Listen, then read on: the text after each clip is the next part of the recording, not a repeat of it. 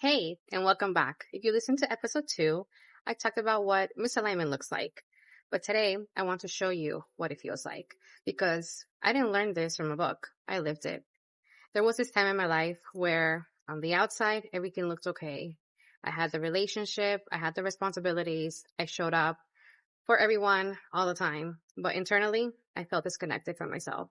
I didn't even realize it at the time. Misalignment doesn't always like chaos. Sometimes it can look like you staying in a situation that no longer fits you, where you should no longer be. It looks like choosing your family, your friends, and everything else over what's right for you.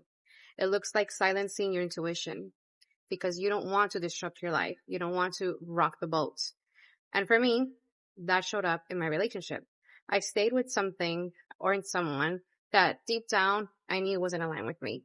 Not because I didn't see the signs, but because I had to learn to survive, not how to choose myself. But it looks like choosing what's familiar over what's right. It looks like silencing your intuition because you don't want to disrupt your life or you don't want to rock the boat. And for me, that showed up in my relationships. I stayed in something that deep down I knew wasn't aligned with me. Not because I didn't see the signs, but because I didn't want to.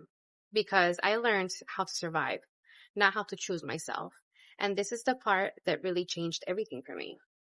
When I started understanding my blueprints, that was only because I started looking into my birth chart. I realized everything I went through was already there. And that was like a light bulb moment for me. I didn't just know how to read it yet. I have Scorpio sun. Great. Everybody knows this. It's the birth sign you're given when you're born, which means I don't do surface level anything. I go deep. I attach deeply. I transform through intense experiences, which I was like, wait a minute. That's why I've gone through so much. So of course, I wasn't going to have a simple life or a simple relationship.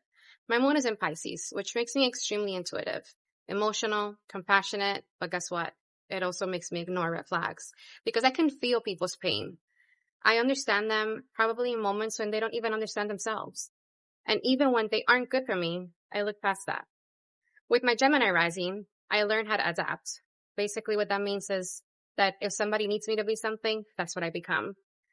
I know how to communicate, but not always express myself in a way that actually feels true to myself.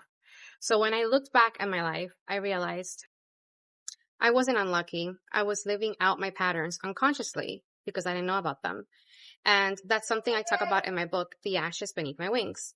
Not just what I went through, but how I slowly lost myself trying to hold on to everything and everyone at the same